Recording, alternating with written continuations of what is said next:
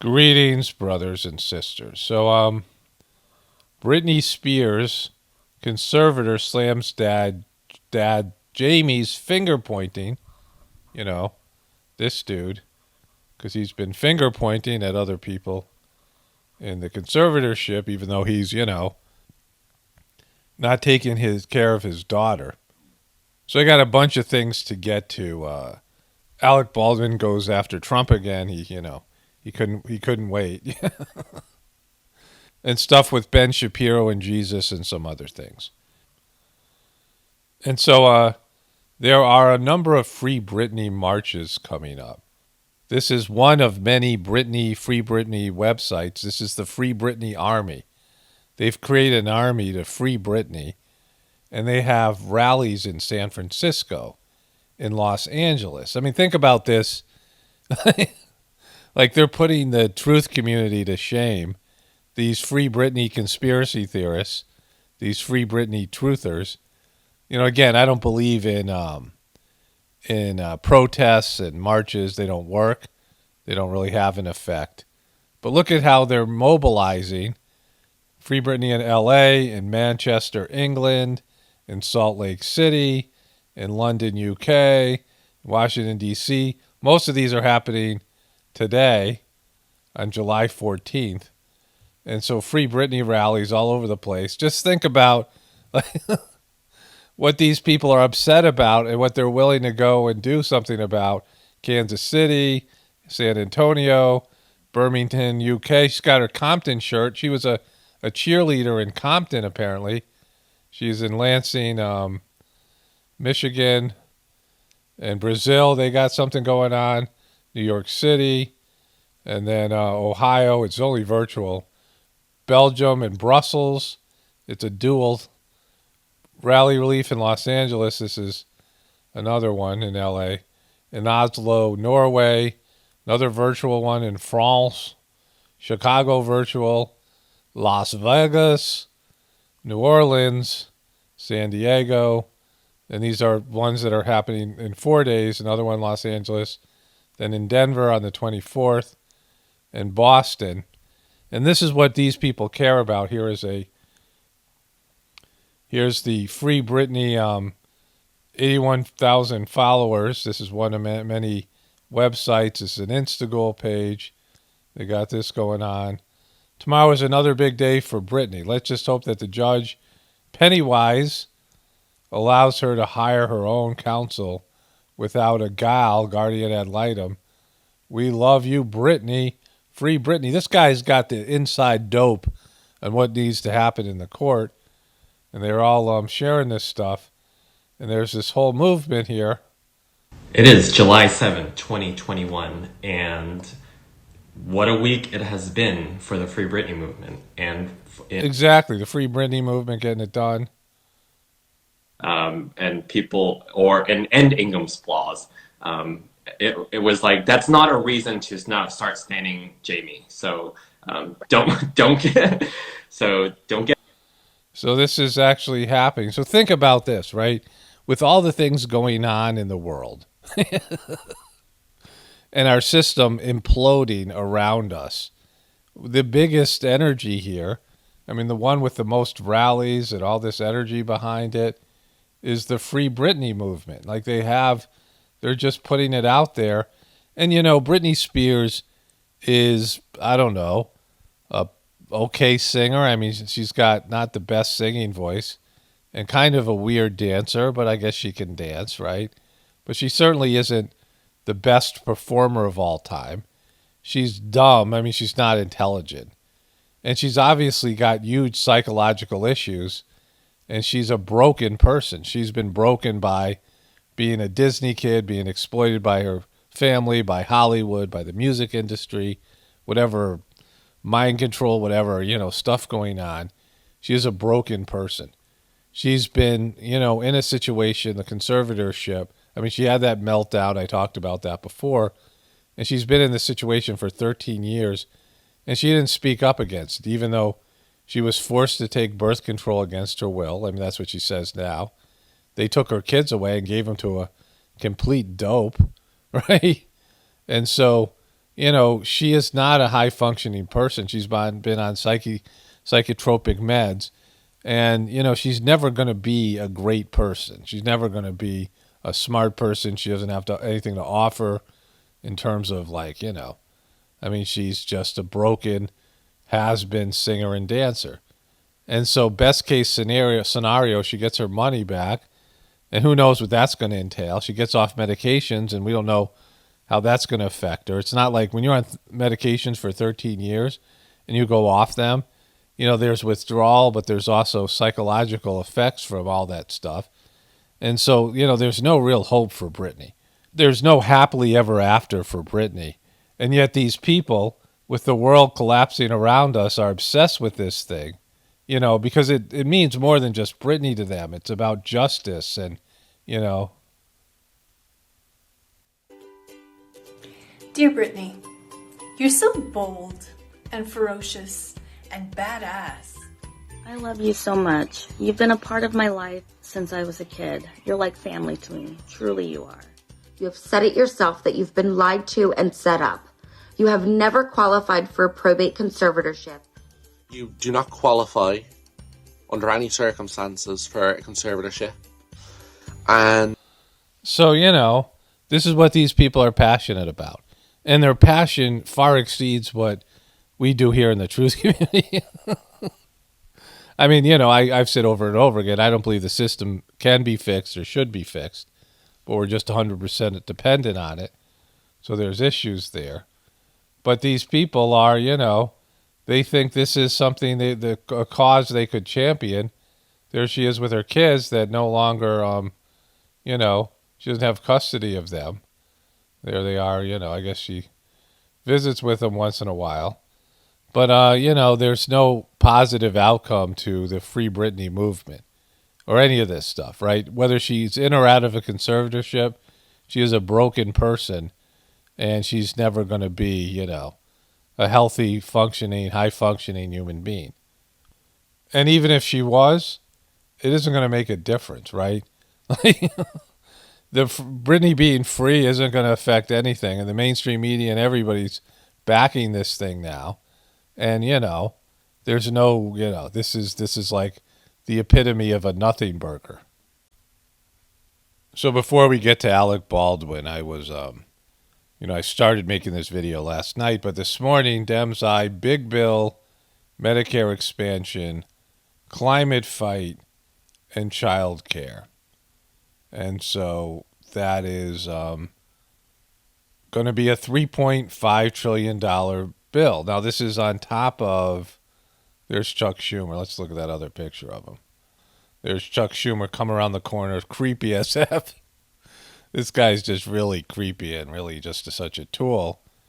But this is a huge bill on top of the infrastructure bill. The infrastructure bill, it's going to be in the trillions. And so they have, I don't know, it's going to be like a $12 trillion spending spree. I said this. Let's listen to these clowns here first. Has come to an agreement. The budget resolution with instructions will be $3.5 trillion. You add that to the $600 billion in the bipartisan plan, you get to 4.1, which is very, very close to what President Biden asked us for. Every major program that President Biden has asked us for is funded in a robust way. And in addition, we are making some additions to that. Most important. Wait, in addition, you're making some additions? In addition, we're making some addition. Has asked us for is funded in a robust way. And in addition, we are making some additions to that. Most important, something that... Who's this sad sack? Don't tell me, don't care, don't need to know. There's Bernie Sanders. So this is what he's getting his payoff for. Because, he was legitimately, had more enthusiasm and more support in his candidacy, but he backed off for JoJo McGool. Chuck Schumer's got his fist out. He's fist pumping. Senator Sanders has led and convinced America is so important, which is a robust expansion of Medicare, including including money for dental, vision, and hearing. Joe Biden is... Wait, can you point to those places again? Because I think you had trouble figuring them out. Including money for dental. Dental is your mouth. Thanks for pointing out your mouth. Vision, your eyes. And what's the other thing? And hearing. And hearing, okay. Joe Biden is coming to our lunch tomorrow to lead us on to getting this wonderful plan that affects America. And so, Senate Democrat leaders announced an agreement Tuesday even to advance a $3.5 trillion spending plan to finance a major expansion of the economic safety net. And so you know this, just so you know this, the federal government collected revenues of $3 trillion in 2019. So they don't know about what it's going to be in 2020. And so they're thinking it's going to be $3.4 trillion. So you have a Senate bill that costs $3.5 trillion, and the average tax revenue is around 3.5. Here's the U.S. debt clock, and U.S. federal tax revenue is just at $3.5 trillion. So this bill that they're rolling out covers the whole income, right? So that's like you as a family member, you as a, as like your family or you as an individual person, you make $35,000 a year net. And you, and you say, all right, this is my spending bill that I'm rolling out for $35,000. You can't do that. This is why this debt clock is just keeps on chugging away. And so these are the largest budget ticket items. Medicare's at $1.3 trillion anyway, right? And then Social Security at $1.1 trillion. The defense budget ends up being the biggest ticket item. A lot of things they're not including in this, right? Especially for wars and things. But it usually is around $1.6, $1.7 trillion. So those three things eclipse are more than $3.5 trillion. And then you have all the other programs that the government has. And so they're celebrating, right? Like they just did something great, but they're spending beyond our means. I mean, in a way that's like, really criminal, because when it all comes down to these bailout packages and all these things are rolling out, these spending packages, one under Trump and two under Biden, and now this, it's going to be about $12 trillion added onto this, bringing our debt up to $40 trillion.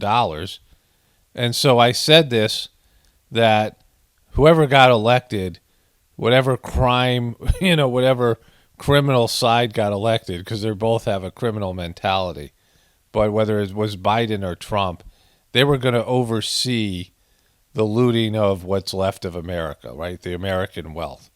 That there was going to be huge amounts of, this is like a fire sale of America, where all this money is being thrown out there while it still has value.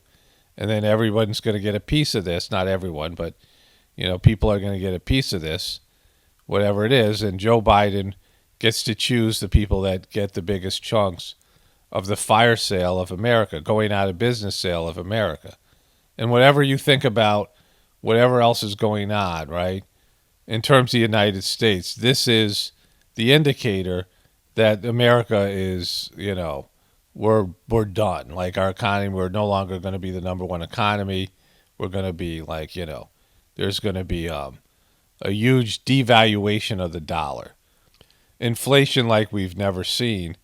And then there's just going to be, a reckoning that America is no longer the world dominant power. Because when the dollar gets devalued, then the military gets, eventually they won't be able to spend on the military, and America will be a paupery state.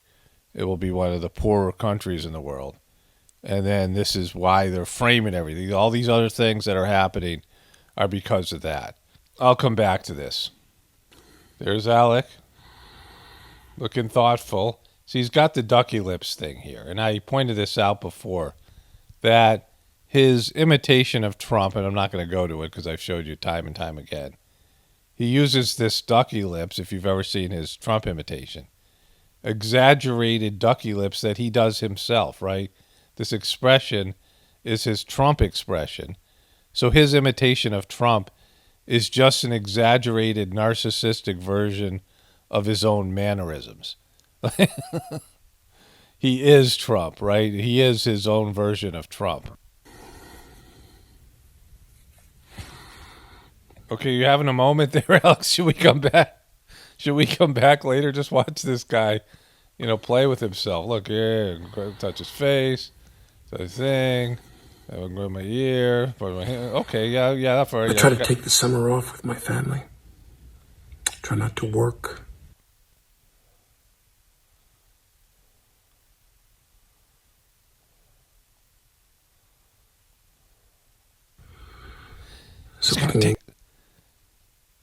He's going to take the summer off with his family. Try not to work. So we can go out and go to the beach and go to the beach with his family. Have a good time. Have a good time. Because work is sometimes long hours, crazy schedules and so forth. So we try to have the summer be more available. Available for the summer, this guy. And during that time, I don't spend a lot of time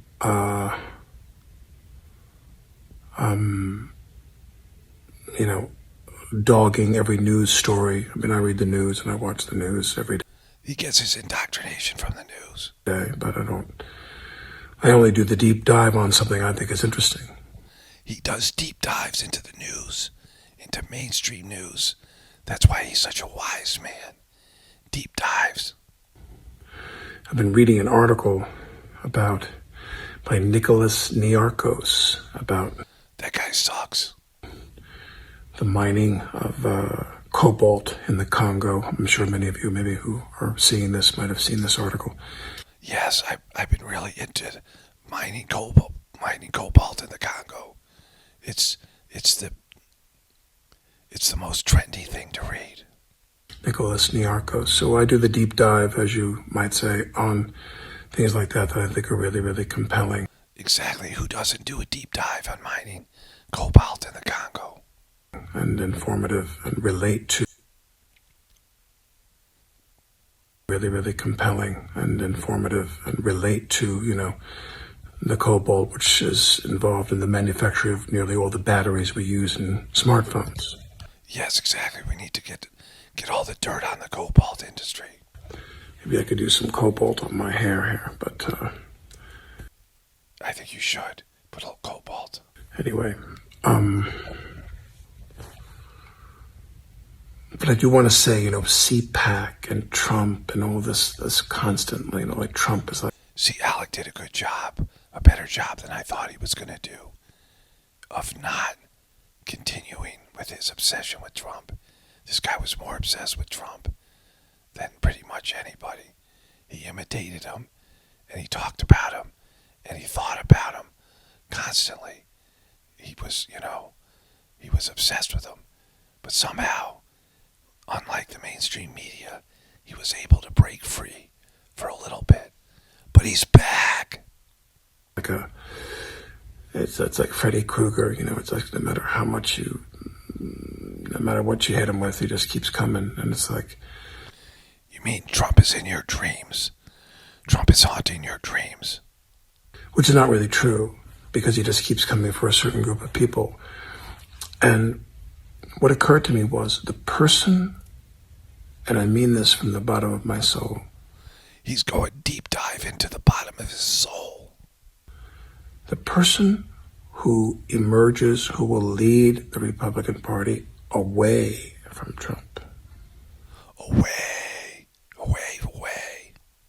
The person who emerges, who will become the next leader of the newly configured post-Trump Republican Party, will go down as one of the greatest political shills in the history of politics. Leaders in American history. One of the greatest political leaders in American history.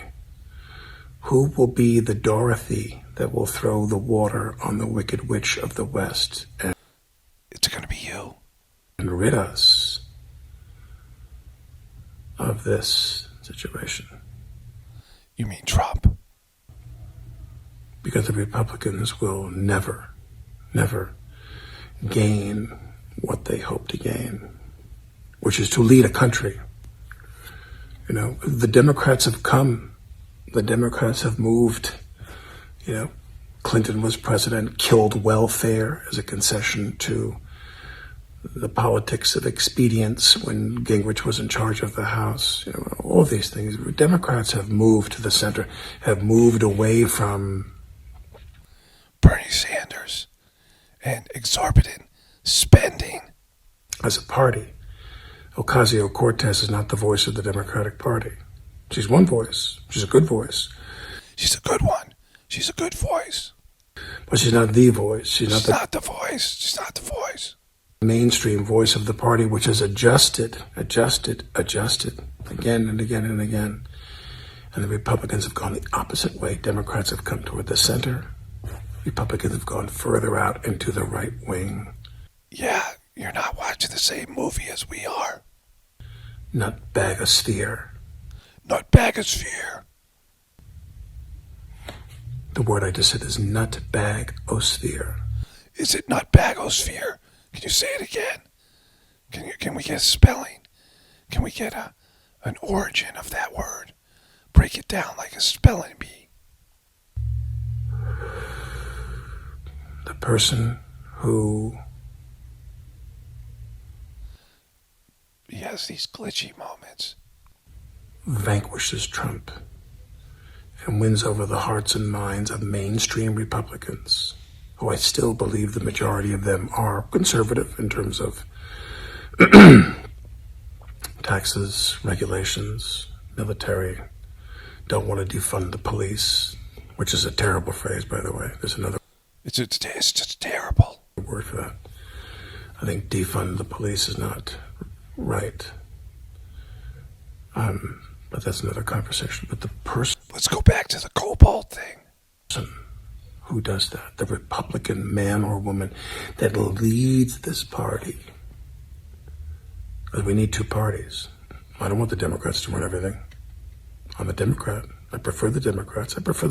We need at least two parties. Democrats almost all the time because they're builders. And the Republicans in my lifetime were destroyers. He likes the builders. But the person who leads this party out of this wilderness, out of this loony bin of the Trump reality. He's really concentrating. He's really working hard on this one. The person that leads the Republicans out of the darkness of the Trump era will go on to become one of the greatest political figures in American history. You heard it here first. You know, maybe we can get a candidate who's like from Boston, but identifies as like French. You know, they speak with a French accent, even though they grew up in Boston. And maybe they can lead the Republican Party. Yeah. Yep. There he goes again. Alec Baldwin, throwing it down. And so a number of people sent me something about this. They wanted me to comment on Ben Shapiro saying Jesus was just another dude because, you know, he's Jewish, he's not a Christian. And so people were upset by this, but, you know, well, anyways, let's go through it. He's on the Joe Rogan show. Point of view, where we don't believe in the divinity of Christ. I think that there you can make an argument that the Gospels, which were written... He was just a prophet. No. We don't even believe he was a prophet. Ben Shapiro, I mean... All right, let's let them finish here. But the guy, you know, I really don't understand his appeal. What do you think he was? What do you guys think? What do I think he was historically? I think he was a Jew who tried to lead a revolt against the Romans and got killed for his trouble, just like a lot of other Jews at that time who were crucified for trying to lead revolts against the Roman and got killed for their trouble. A group of followers, and then that gradually grew, and then Do you think he was resurrected?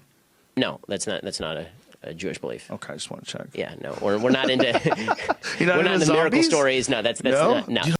Ben Shapiro is like not an appealing person to me, at least. I've always been surprised by his the number of people who consider themselves truthers, right-wing people, right-wing truthers, that listen to this guy, you know, as a source of, I don't know, inspiration and insight. This is who he reminds me of. Do you know what kind of train this is? Do you know what kind of train this is? Well, do ya? No. We don't even believe he was a prophet. Actually, it's a Baldwin 284 S3 class Berkshire type steam. LE. What the heck does that mean? No. We don't even believe he was a prophet. We're heading for the other side of the tracks. He did. A group of followers, and then that gradually grew, and then You're gonna get us all in trouble.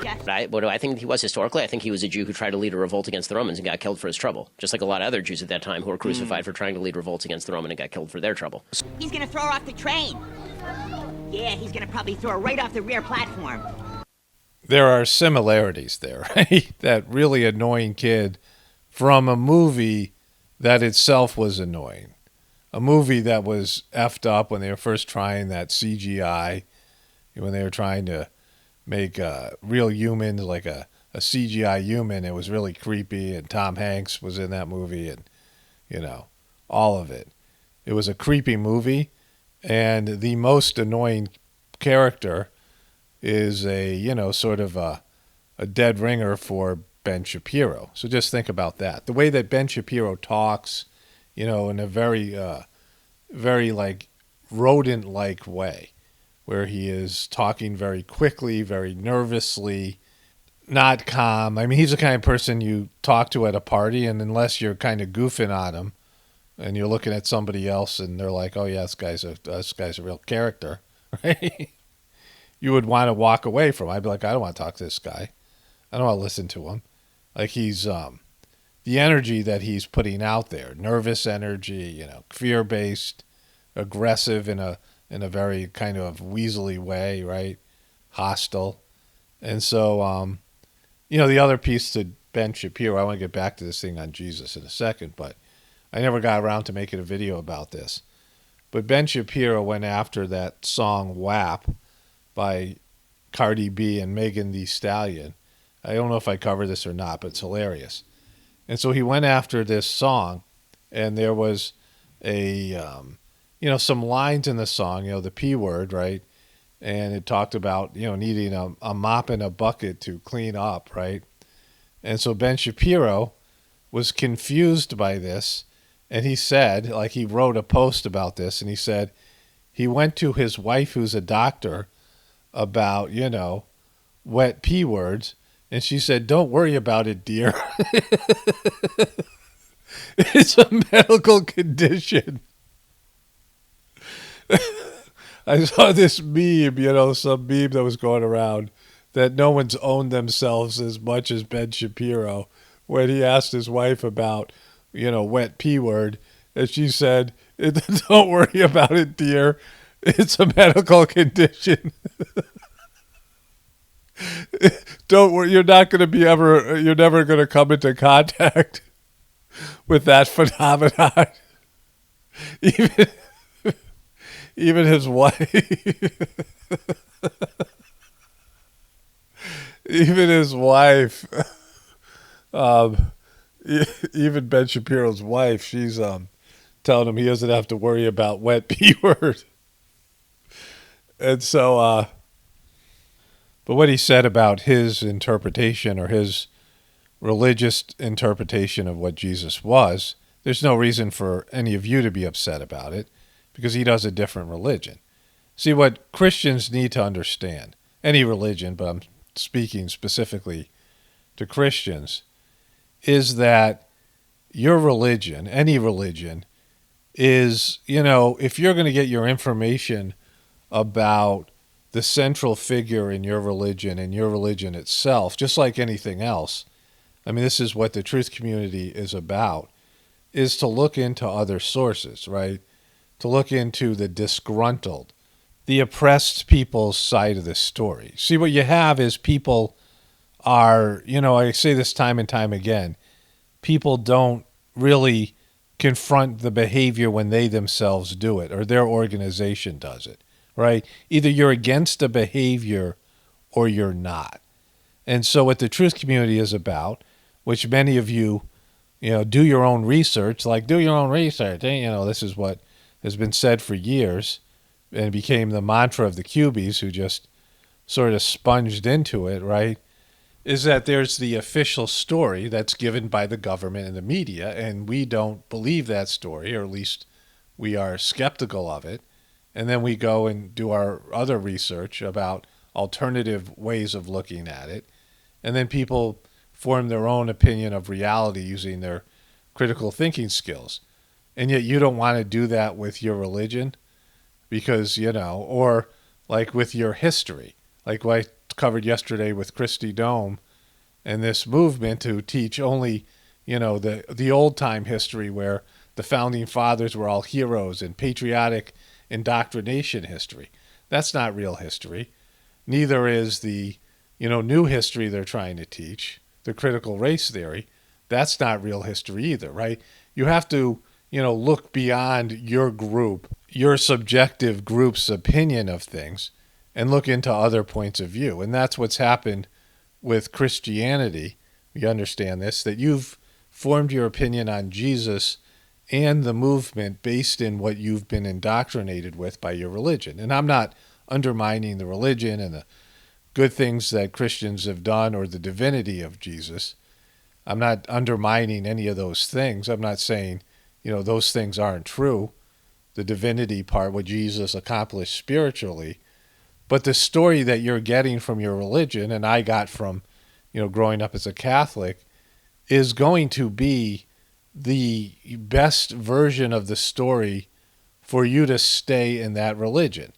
And so part of what you're told as a Christian is that there's only one pathway to God, and that's Jesus, and don't go looking at anything else because you'll go to hell. Don't go researching anything else. Don't look into other religions. Don't look into other forms of spirituality. Don't think that other people could be also saintly or spiritual masters on Jesus's level. Don't think any of those things, because if you do think those things, you're going to hell. And so they're controlling. Just think about what that message is. If you're a Christian, just think about that as opposed to all these other things. You're seeing this right now and you don't like it, many of you. We have a situation where the mainstream media, including Fox News, the government, including almost everybody in both parties, in terms of national government and in many local governments, and then all the social media is banning you from talking about something. It's this thing that they're rolling out right now has 100% approval rating, has 100% endorsement from the beast, from the establishment, and you can't even talk about it in certain, whatever it might be. You can't talk about it in a way of your own opinion or anything. And a large number of people don't want it, right? A large, portion, 1/3 of the people, adults, don't want it, right? And, those people are all considered wrong. The powers that be aren't questioning why does a large section of our population not trust us, right? The media and the politicians are I don't understand why you guys don't trust us. You're career liars. All you guys do is lie, right? And so it's our fault for not trusting them. It's the people who don't agree with something that is being pushed like nothing I've ever seen, right? Billions of dollars in advertisement, and it's just one side of the story. All you get is one side of the story. And if you even express, a different opinion, you're going to be deplatformed and shut down. You can't even express your opinion. Even people who are, who have credentials, who are experts in this particular field, can't even express their opinion. And that's how it was in your religion. That's how it was for many people who grew up in your religion and didn't fit in and didn't like it, because they were told they had to believe this specific teaching about the central figure, Jesus in this case. I mean, this is all religions. And that if you dare to go anywhere else, if you looked into anything else, if you tried anything else, you'd go to hell, and you should be ostracized from the community and by your family and, treated in a certain way. That's part of the reason this is all happening, because your religion triggered and pissed off so many people with its heavy-handed indoctrination, and a bunch of this stuff is just wrong, factually wrong. There have been many higher developed souls that have been capable of helping people connect to God. That Jesus wasn't the only door, that that's not, John 3:16, which is the basis of many people's belief in Christianity, something that's, people hold John 3:16 signs up at football games. That's not true. And you can see it for yourself. You can find people that are outside your religion who are connected to God. They're not going to hell. Like, there's many people outside your religion that have found a way to connect to God through, there is only one path, but that path isn't owned by any religion. It's, everyone goes through, any person who connects to God goes through the same internal process. There is one line pathway to God, but no religion owns it, no person owns it, no race owns it. It's something that's inside of you. You can find that pathway to God, and a good spiritual organization facilitates that connection and facilitates, what's naturally innate and inside of you, which is a desire to find God in your heart and connect to God, and then cultivate a relationship, and then from that find your soul's path and your purpose in this world, and do what you were sent down here to do. And so that's what the heartfulness meditation does, right? It facilitates this connection. And, in terms of the heartfulness meditation, like, I would encourage people to, not take everything about the system and the masters of the system at face value and what the system says or what, I say or practitioners say. But again, it's something you have to experience for yourself.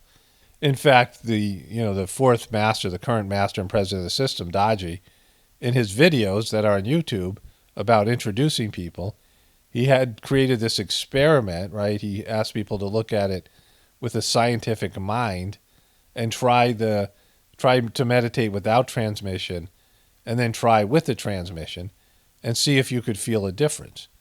And so he does that in the videos, so you can experience that for yourself, whether meditating with transmission or without, is there a difference? Is transmission real? Because you have to figure out if the transmission, which is the centerpiece of the heartfulness meditation, if you can feel it or not, or if it has a positive effect on you or not. I mean, that's how you evaluate the system, through the experience of it.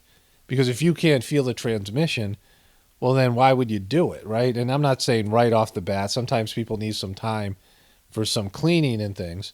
But after a 3-month period, which is the prescribed time, they ask people to try it for 3 months and see if it works, right?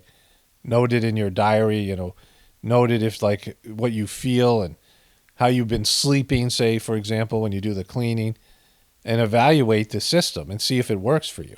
Like, it shouldn't be you do it because I told you that it works for me. Well, does it work for you, right? I could say I enjoyed a movie, but does that mean you're going to enjoy it? And so this is what I'm talking about here. Every organization should encourage people to look elsewhere, not in a sense of, trying everything else, but at least understand what other people believe, understand what other religions believe, understand what other people's interpretation of it is. And so you're going to get the most positive story about the religion from the religion, right? So if you go to any religion or any spiritual organization or any business or any country and you look at their official webpage, like, what do you see? You're going to see, like, this is the best thing ever. You're going to see them tell you that this thing that they are, what they are is the best thing ever. It's great. They're not going to tell you about their liabilities, and they're going to give the best version. Oftentimes they're going to embellish, and they're going to lie about it. They're going to just out and out lie and pretend to be better than they actually are, right? We know this. You all know this. You never trust the official story from the organization that benefits from you thinking they're great, they're going to try to sell you on how great the organization is. And so you have to go through the experience of the organization and also be open to or looking for, other ideas and interpretation about it. I mean, you don't want to, plant seeds of doubt also that shouldn't be there by false narratives that are put out there, disinformation. But through your own personal experience of, like in the case of the heartfulness system, you do the meditation, you see if, you can experience the transmission, this divine energy that's given in the sittings and the meditations, and what effect does it have on you? Like, do you feel better? Do you feel like your state of mind is better, or you're able to function better? Like I was able to deal with stress better right off the bat. I noticed like I could handle more stress. I was calmer, and I was more insightful, and eventually I became more loving, like more love there, more connected to my heart, more feelings. I had deeper feelings, more empathy, more compassion. I mean, this is years after doing it, after going through the cleaning process, which was unpleasant at times, but also the worldview of the heartfulness system is more consistent with what I believe. Because I remember, like I told this story, my mom, and I had no idea what she was talking about at the time, but when I started getting a lot of Christians that came to my YouTube channel, and they said, "Oh, what you're doing is demonic." I'm like, "Yeah, what do you know about it?" "Well, I don't know. These people said that this kind of thing." I'm like, you just heard about this from me, and your first assessment is it's demonic. And then I got into the whole John 3:16, and then I realized, oh, this is why when you look at a football game, there's banners up that say John 3:16, because this is a primary teaching.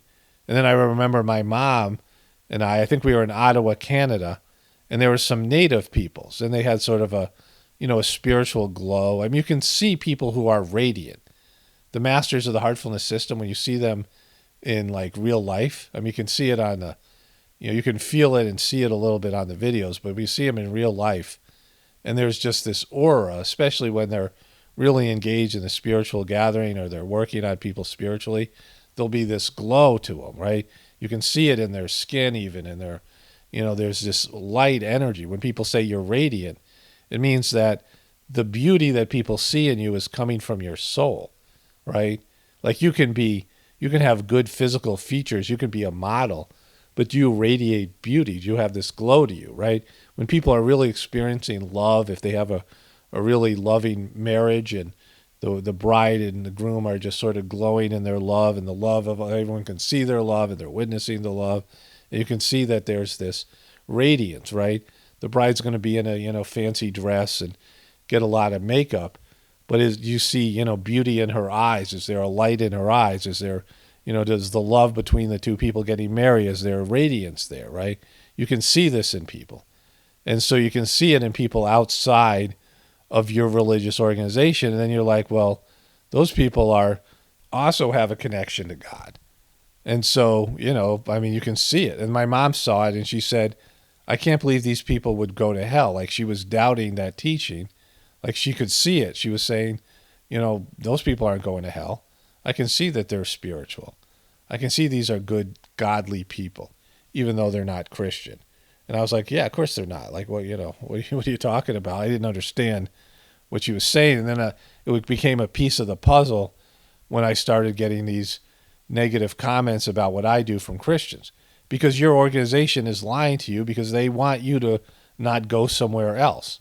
It's in their best interest to tell you that Jesus is the only Son of God, even though they contradict that in their own teachings. God created everything and everybody, so God's all of our fathers, right? God created the whole universe, and we're part of the universe. God made heaven and earth, right? And so everything that was created was made by God. And so that's part of your teaching, but then he has only one son? What are you talking about? And then Jesus refers to like our Father, not his Father. He says our Father, right? And people say that in the Our Father prayer in the Catholic tradition. So God is all of our fathers. It's not, and the animals and everything, right? Trees, everything. We're all come from God, right? We all created from God. And so this idea that Jesus is the only Son is not a true thing. And so, again, Jesus reached a certain level of divinity, and whatever he reached, you can't take that away from him. Ben Shapiro can't, Joe Rogan can't, Joe Biden can't, devil worshippers can't, I can't. Whatever Jesus accomplished, he accomplished. But, also you can't embellish that. You can't make it more than it actually was. You can't make Jesus' accomplishment more than it was and promise things on Jesus' behalf that Jesus can't deliver. Somebody can't die for your sins. That's another thing. That can't happen. That doesn't exist. How can somebody else die for your sins? Retroactively? Somebody died for your sins years ago? No one can die for your sins. Your sins are your sins. Like, your samskaras, your impressions are your impressions, and you have to work them off. There's no one can save you from your sins. I mean, it sounds like a good deal. I'm sure that's why people want it. You can go out, party, go gamble, go, whore around, right? Boats and hoes, right? There's two boats and hoes. And then, have a change of heart when you get in your 70s and say, I'm going to come to be a Christian and accept Jesus. And then he's going to, okay, your sins are taken care of. Well, that's a good deal. Of course they're going to, I wish I could get that deal, right? But that's not a real thing. That's something somebody can't, whatever you do, you have to be personally responsible. God can minimize, like in the heartfulness system, when you go through cleaning, Babaji said that he could change, like if you were going to be stabbed, you could change a knife into a pin and minimize the experience. That's, even then that's something that's, it's just because of the desperation of our situation here on planet Earth. The cleaning process in the heartfulness system and the transmission that's given is like a Hail Mary for a group of, wayward species that is at risk of destroying the planet and doing irreparable damage to the universe. Like we have just, this is, we're on the verge of becoming a demonic planet.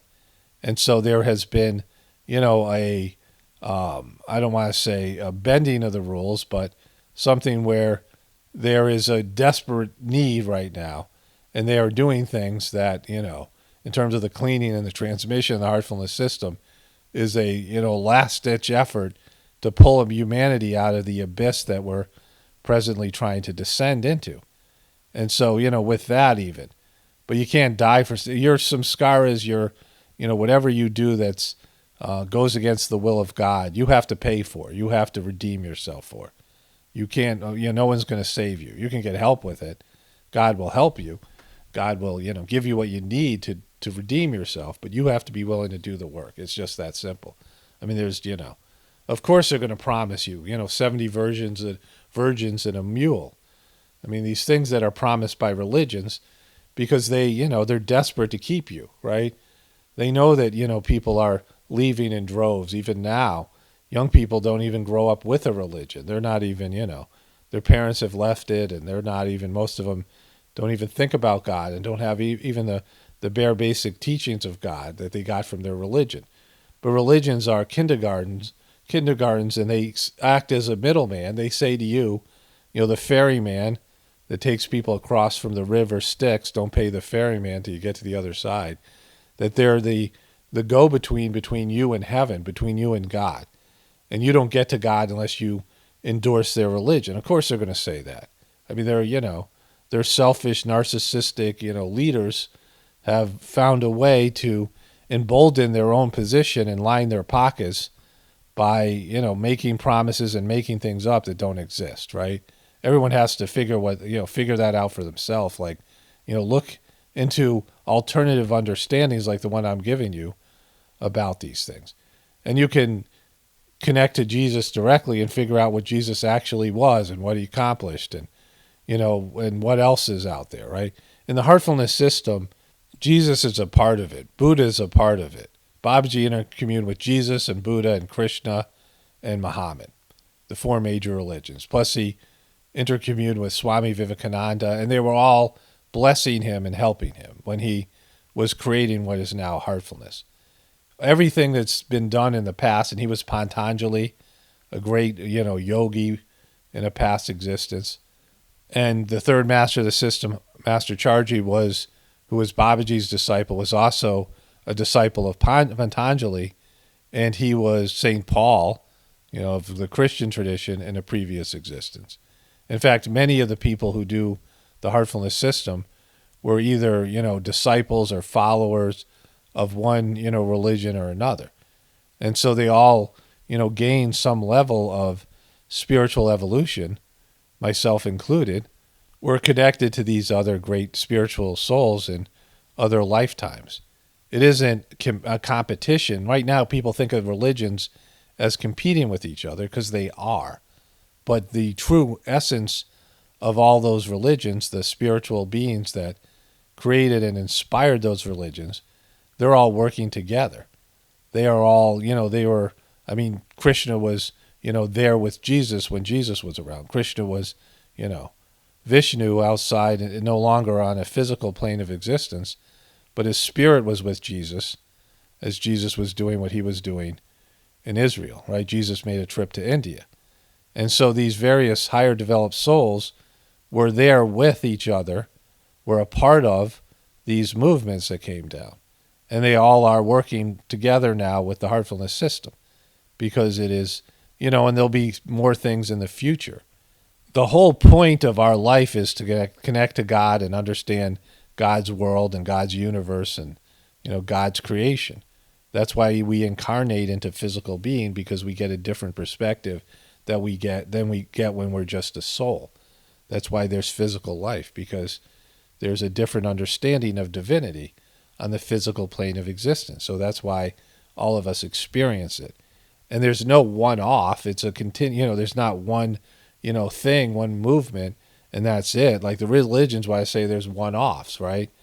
You get one and that's it. No, there is a continual effort from the higher developed souls to create pathways and avenues and movements to deepen people's connection to God. And so right now it's the heartfulness system. It is, and again, that is, people do heartfulness without even knowing they're doing it. Like there are people who are connected to the heartfulness system, the masters of the system, and they don't even know, what it is. They've never heard of heartfulness. They've never gotten a sitting from anybody. There's lots of people who have. Before I did heartfulness, I was feeling things in my heart. I didn't know what was going on. My heart was being prepared and cleaned out for my first sittings. And so, there's ways that this, system, any system, is connected without people even knowing, right? When I first started doing the heartfulness system, I read the books and I realized I understood the books because I received the transmission. So that was, wow, right? This guy has, I received my first transmission in Massachusetts, but the master of the system was in India, and I didn't even understand, right? I didn't know who he was. I was like, all right, I'll give this thing a whirl. I felt something in my heart when I read this, piece of paper that somebody gave to me about it. And so I, had this really profound experience. I'm like, wow. And so I'm like, this transmission is real because it could be imaginary. Like, you understand it, it's invisible, and it doesn't apply to the laws of time and space. And you sit in meditation, right? One time some person meditated with Master Charji, who was a funny person. And, you sort of have I want to say an edge, but he was, interesting in different ways. And the guy said, are you pretending to transmit? And he said, I don't know, are you pretending to meditate? Right? And so, like the transmission that's given the heartfulness system, you either feel it or you don't. It's like the magic eye, those books, The Magic Eye, where you're looking at a hologram. And if you don't see it, you don't see it. And there's lots of people that have that with the truth community, lots of your sheeple relatives, lots of people you talk to. You try to explain it, you show them evidence, you show them video after video, you tell them, and they just can't see it. And so I experience that with people who do the heartfulness system and don't feel the transmission. And, they're like, I don't feel it. I'm like, okay, there's nothing I can do, right? Like, I can't experience it for you. It's something you have to experience. I don't know why some people feel it and some people don't. They talk about in the heartfulness system, it's a matter of spiritual sensitivity and the condition of a person's heart and how grossness, sometimes a person has a hard shell around their heart that prevents them from feeling the transmission. So they have to do, something else. They have to pray for a number of years and undergo cleaning. I mean, just the cleaning until enough is removed so they can become sensitive enough so they feel the transmission. But over time, like I feel the transmission more acutely than I did in the beginning. But it's something that you have to experience, like anything else. And so, people can think about God, but can you feel God's love? And people talk about, being in love or feeling love, but there's lots of people who have never felt love their entire life. They're too gross. Their hearts are too closed. They've never felt a loving feeling. I mean, it's just, reality. And that's like sad, but it's just, how it is. So if people can't feel love, how are they going to feel the transmission, which is love in the heartfulness system? And so, many people go through life and have one or two experiences where they, once in a while, they get like shook, right? Something happens that makes them, expose something that they normally don't feel. Like when I was a kid, I told this story before, I was 14, me and my buddy made this platform, and then they made a zip line that was totally unsafe, and I fell off of it, I got knocked out, and I woke up in the hospital. I was unconscious for like 12 hours. I could have died. And my mom was in Florida taking care of my grandmother or something. And so my dad, who wasn't competent and was just an asshole and just not I never experienced him as being love and just arrogant, just, his whole personality. But I woke up and he was freaked out. Like I could feel his concern, his worry, and it got past all the, hardness and negativity about his personality. And I felt some loving energy, right? I felt, wow, I could feel his love for me that one time my whole life, right? I mean, I guess when I was a little kid, maybe, who knows? But in terms of, my experience with my dad, it was the fear of losing me and being shook and rattled and my mom not being there that he had this experience that, that this, it went beyond the hardness, the shell, it penetrated deeper levels to his heart, and I could feel his, love for me. And so, you have that. But most of the time, my dad didn't feel love. Like he wasn't feeling love. I mean, he tried the heartfulness system. He saw light, and he got scared, and he couldn't do it anymore. He got rattled and shook by the transmission. I think he could feel it. He just, he wasn't strong enough, didn't have enough courage to see it through. And so what I'm saying about this Ben Shapiro thing is, I get people commenting all the time saying, my thing is demonic. Christians saying it's demonic or whatever it is. Negativity about the heartfulness system, denying my belief, what I believe the masters of the system have accomplished. And, it doesn't bother me at all. Like, it annoys me, but it's not like some, big emotional reaction to it. Because, on a spiritual level, you are whatever you are. There's no hype. There's no embellishment. There's no spin. Whatever you are, wherever you are in your spiritual journey, that's where you are. Unlike things in the material life that you can rationalize, you can give awards, you can, make bold claims about, you can create illusion and spin. In the spiritual realm of existence, there's only truth. On the spiritual planes of existence, there's no hype, there's no BS. You can't deceive or lie to yourself. Those are things exclusively for the material plane of existence. That's why this is an illusionary world, where what we see is not even, when we look outside and we see green, the green is, the leaf isn't absorbing green light. It's absorbing all the various other colors, and it is rejecting the green light, and the green light is coming back out and reflecting. And so we see the plant and the grass is green. It's not really green. It's the absence of green. It is the whatever the object is rejecting the green light and reflecting it back out of itself.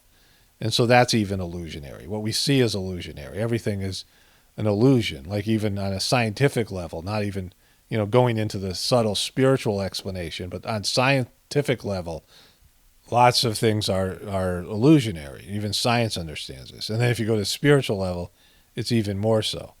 But in terms of your spiritual progress and what you've accomplished in this life or in any experience, you are where you are. So opinions don't matter. Either heartfulness is what I believe it is. I mean, it certainly is in terms of my experience, but in terms of my belief of the heartfulness system, it either is or it isn't. It's not my opinion or your opinion that makes the difference, right? If Jesus is what you think Jesus is, then my opinion or your opinion doesn't matter. If you think Jesus is the only Son of God, is that true or not, right? Is it true? Like, is it true or is it not true? Like, it doesn't matter what you think or what I think or what Ben Shapiro thinks. It only matters what's true. And so, like in all things in life, eventually the truth comes out. You can't suppress the truth. The illusions crumble after a while. They're not permanent. And so, when people have their opinions, most people have their heads up their asses. Why do I care about their opinions, right? I mean, if they're right, they're right. If they're wrong, they're wrong. Like, why should either one of those things upset me? It only upsets you when you have your own doubts. It upsets you when you're not sure yourself. It upsets you when you realize you don't know. It upsets you when you believe something that's a lie. I mean, this is the big one. It happens to lots of people that watch my videos that because I don't care about your opinions, right? I mean, certainly about what I do here, but I'm not asking people for their opinions because I know that most people are just batshit crazy and aren't anywhere close to understanding reality. I mean, myself included, this is the process that I'm on, getting to deeper and deeper levels of truth and understanding through a divine, not combing through the lies like so many people do in the truth community, but connecting to the source and letting God reveal the truth to me and increasing my capacity to understand and view the truth. I've talked about Arjuna who was, the other part of Vishnu, right? I've talked about this in the past. In the Mahabharata, there was Krishna who was Narayama and Arjuna was Nara. And they were both parts of Vishnu. One was the human part, the ego, the other was the soul. And so the soul part, right before the Mahabharata, shows the human part, the ego part, his divinity, what he was. And Arjuna's like, don't ever show me that again, right? The ego did not want to see the soul. And that is very consistent. Most people's egos do not even want to peek at their souls, do not even want to see the greatness of their souls, do not want to even feel their souls or connect with their soul. They're scared of their souls and they're scared of God.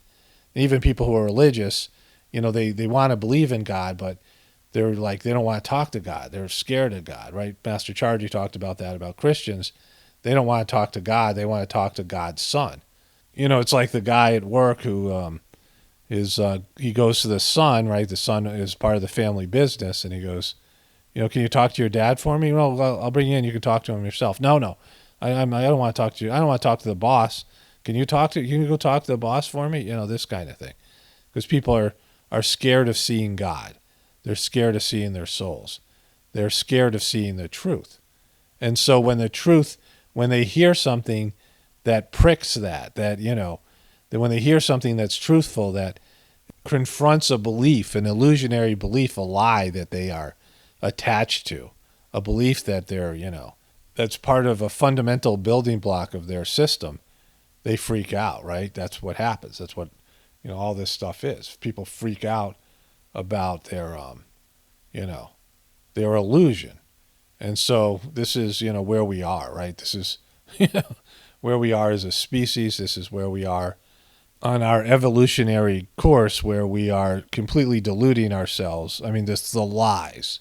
Just one big frickin' lie here on planet Earth. And that's what I cover every day. Everything's a lie. Hollywood creates illusions, but there's already political illusions. The news is creating lies and illusions. And then, think about all the things that you watch that are illusionary. Just even looking at what you think you're seeing on a computer screen is code. It's binary code. It's computer code. But it looks like something else. It looks like you're watching something. But it's, bits of information that are, that are pixelized in some way. And you think you're seeing something when really behind it, it's something else. And that's, video games are another great reference point for understanding the illusionary world, and that your soul is the controlling the avatar. Your soul is controlling the character in the video game, which is you, right? And everything's like there's planned things and things you got to go through, and you think you're gonna do something else, and you want to go and do something else, but you got to go fight the dragon you don't even know, right? Like you just want to wake up, go fishing or something, right? You want to go chill, but you got to go fight the dragon or whatever, right? Mario Brothers, whatever they have, I like dating myself here, but whatever there is in these video games. And so there's these levels that are there, and you have to go through them, and you want to go do something else. And that's what human life is like. And so there's an illusionary world here, and people are, who are just sort of waking up a little bit, are, barely scratching the surface. I was saying this to my wife last night, jokingly, that the woke community, and I guess the cubies also, I always talk about this with the cubies, but specifically about the people that claim to be woke, are appropriating our truther culture, because there was this truther movement that was legitimate to some extent, whatever, especially at the beginning, and it was something that people were having this experience, and then it sort of was manipulated by the powers that be, and now you have the woke movement that's supposed to be speaking truth to power, but all the government, the Democratic Party, they're all supporting the woke movement. The mainstream media is supporting the woke movement. The social media, which is the most powerful organization now, is supporting the woke movement. So the powers that be, especially nationally, I mean, who are you woke up? Like, how are you waking up when the establishment is behind your movement? Like you're appropriating our movement, like just like the cubies did.